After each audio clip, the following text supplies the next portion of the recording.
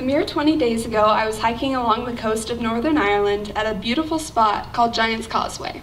The folks pictured here include my Irish friends, Michelle and Lucy, as well as my friend from right here in Hutchinson, Kansas, Lauren. Our story began in July 2012 on a day of intense heat and overwhelming joy, when Michelle and I were finally face to face at the Wichita airport. But this isn't just a tale of friendship.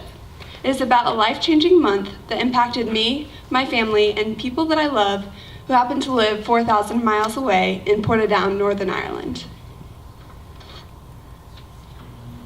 That month, 14 Northern Irish teenagers made their way to Hutchinson for the Ulster Project, a program that brings Protestant and Catholic teens here, all chosen because of their potential as future leaders.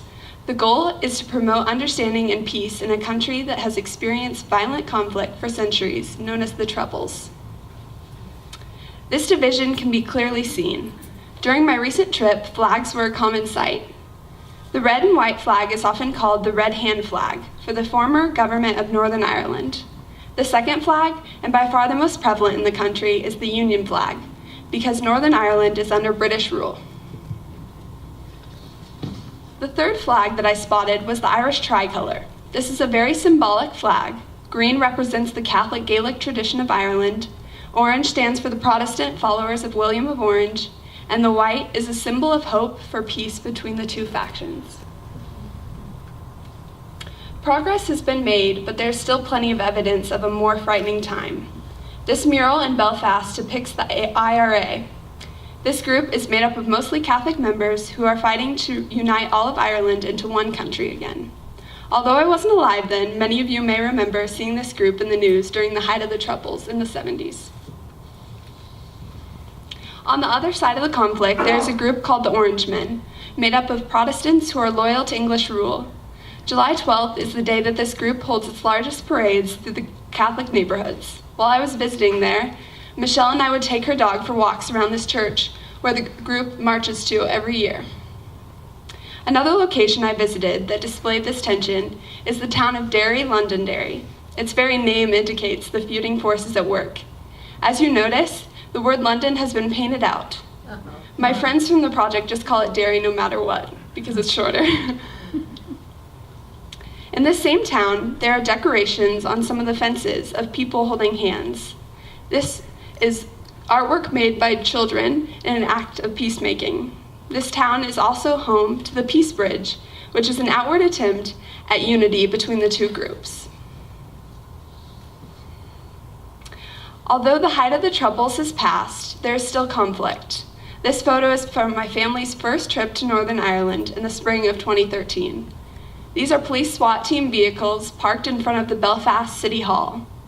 They were there monitoring a protest that was taking place because of the flying of the Union flag. In Portadown, these signs stretch across the roadways in the center of town, as well as on Gravahi Road. This road runs from a section of strictly Catholic homes, and the Orangemen love to march there. Since Michelle lives just 1 block away, and there was a march planned for one of the days that I was there, we went to the coast for the weekend to just get away from it all. Probably the most startling thing I saw during my days in Portadown was the Orange Order bonfires. These bonfires go far beyond any s'mores or hot dog roast. These are massive structures topped with effigies of Catholic symbols and the Irish flag.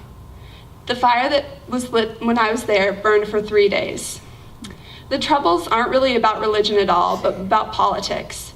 During the Ulster Project, teens were usually matched with host families that have the same faith.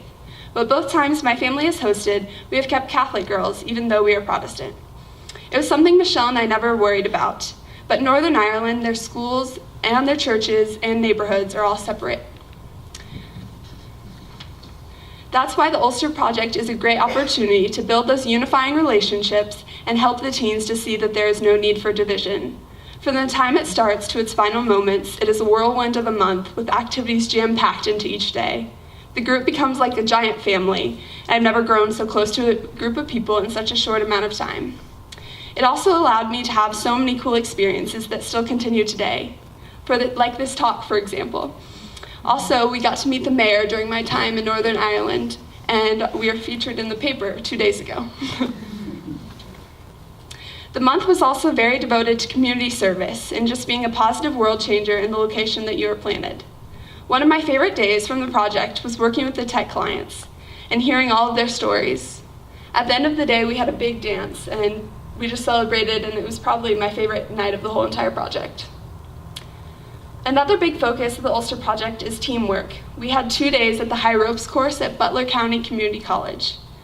There we were put in situations where we needed to trust each other, and as well as build each other up in encouragement. This was really one of the most influential days for me because I really hate heights, so I was completely forced out of my comfort zone. That in itself is one of the most important things I learned from the project. Michael, who's pictured here, took this day in stride and was bold enough to do the leap of faith blindfolded off a telephone pole, and he made that. The month was an incredible learning experience about personal growth, leadership, and unity, but we also did a lot of funny, crazy things too. We really did have the time of our lives that special month. And as my recent trip proved to me, the Ulster Project allowed me to build relationships with people who will continue to be close friends for a lifetime. This final photo shows my family as well as the 2 Irish families that we hosted. These folks opened up their homes to me and made me feel as if I was a part of their family. These dear sweet people have taught me so much about being open to new experiences, enjoying life, and treasuring every single moment. Thanks for listening.